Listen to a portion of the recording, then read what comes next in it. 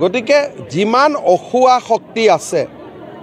সি লাগিলে দিলুৱাৰে হওক মেবুলে হওক চোৰাং চিকাৰীয়ে হওক ড্ৰাগছ বেপাৰীয়ে হওক তেওঁলোককতো খতম কৰিবই লাগিব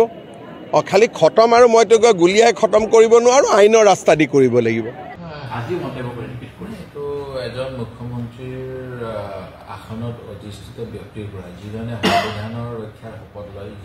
যিজনে সকলোৰে প্ৰতি সমবিচাৰ কৰিম বুলি এটা শপত লয় তাৰপিছত বিশেষ এটা জাতি জনগোষ্ঠীক এনেকৈ টাৰ্গেট কৰি লোৱাটো একেবাৰে গঢ়িত কাম মুখ্যমন্ত্ৰী মহোদয়ে কিয় এনেকুৱা কৰি থাকে মই নাজানো এহাতেদি তেখেতে ক'ব মানে ইছলাম ধৰ্মী লোকসকলক প্ৰশংসা কৰি থাকে মই দেখা পাইছোঁ এই ঈদৰ সময়ত প্ৰশংসা কৰিলে যোৱাকালিও কাৰোবাক কৰি এনেকুৱা বক্তব্য দিছে ৰাজহুৱা আৰু তাৰপিছত আকৌ কোনোবা অঞ্চলত গৈ পেলাই কিছুমান অশোভনীয় কথাও কয় তেখেতে কিয় এইসব কৰি আছে এইটো নিশ্চয় সকলোৱে আলোচনা কৰি কৰা উচিত